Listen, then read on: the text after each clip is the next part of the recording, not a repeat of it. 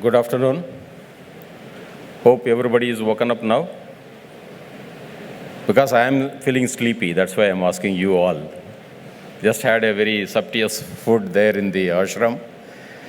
I don't feel like interacting, but anyway, they have called me for these interactions. Let me give for 5 minutes. That's what the time limit they have fixed. Okay. Now, the topic is sustainability. That is the core word and technical word. Before getting into this sustainability, I would like to have the basic definition of this sustainability. What do you understand from this sustainability? If I am able to talk for 1 hour, if I want to talk for another 2 hours, is it sustainable? If I walk continuously 10 kilometers, am I sustainable to walk for another 36 hours? So there is a limit for sustainability. There is energy required, there is a type of motivation, there are so many factors that's required to sustainability.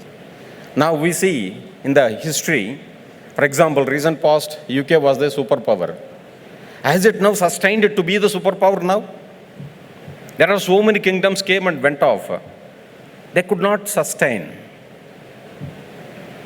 Okay, so sustainability requires the continuous innovation, incorporation, and as well as reinventing themselves to be sustainable in the over period of time period.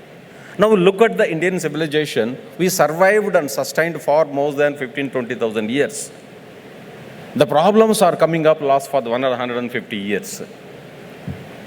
Because the science has emerged, brought the so many technologies, and made the life of the people so easy. Now it is creating a sustainability issue or the problems that we are facing. Now what are the problems we face?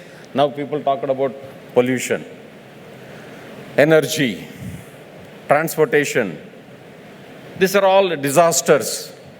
There are oceans, which is, the extreme, rainy events. Somebody talking about, 60 centimeters rainfall in one day in Chennai or Hyderabad or somewhere. These are all extreme events, cloud bursts. So these are all, type of a symptoms that nature is throwing on us, saying that now these are all the problems you are created. Now, when you say we created, who are the people who created? The human beings. What do you call? The anthropogenic activities of the humans is getting into these problems. What are those anthropogenic activities? The way in which we travel, the way in which we produce our food, the way in which we keep ourselves clean, in fact, in terms of soap or paste or whatever, cosmetics, so many things we are producing. Remember, if you boil your water, certain degrees temperature, and put it to the plant, does the plant survive? No. The amount of energy to heat the water, the land or the planet Earth has to spend 10 times of that to make it renewable. You used 1 unit of energy to heat the water, and then after that it lost its characters. Now, to make it usable, the earth has to spend 10 times of that energy. That is the energy budget that earth is working.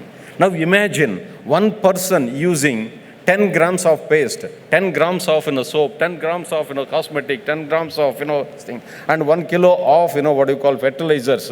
Imagine 6 billion people throwing that much of chemicals onto the earth. Now, the earth has the capacity to recycle and pump it. And how much energy it has to spend on that to make it all right? Friends, problem lies there. The way in which we are living is not sustainable. So to make it sustainable, what needs to be done? I don't know. We are all researchers. Think it over and come out with solutions. The problem is with the individual, and the individual has to act. That is the mantra. Thank you.